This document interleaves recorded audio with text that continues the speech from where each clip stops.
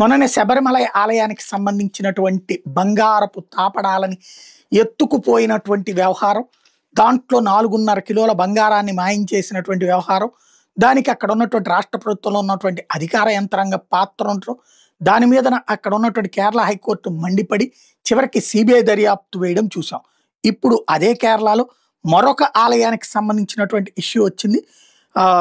ఇప్పుడు గురువాయూర్ టెంపుల్కి సంబంధించి ఆడిటింగ్లో గోల్డ్ మిస్సింగ్ అయింది అన్నటువంటి విషయం తేలింది. ట్రెజరీ నుంచి మిస్ అయింది అన్నటువంటి విషయం తేలింది.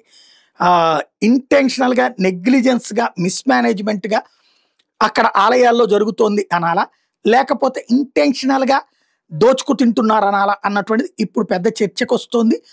ఏదైతే కేరళ హైకోర్టు ఇప్పుడు తాజాగా శబరిమల ఆలయానికి ఎట్లయితే దర్యాప్తుకు ఆదేశించిందో, ఇప్పుడు గురువాయూర్ ఆలయానికి కూడా కోర్టుకు వెళ్తే దర్యాప్తుకు ఆదేశిస్తే చేస్తారా, లేకపోతే రాష్ట్ర ప్రభుత్వమే చేస్తుందా అన్నటువంటిది చూడాలి. ఆడిట్ రిపోర్ట్లో అయితే మాత్రం గోల్డ్ మిస్ అయింది అన్నది గురువాయూర్కి సంబంధించినటువంటి దాంట్లో తేలింది.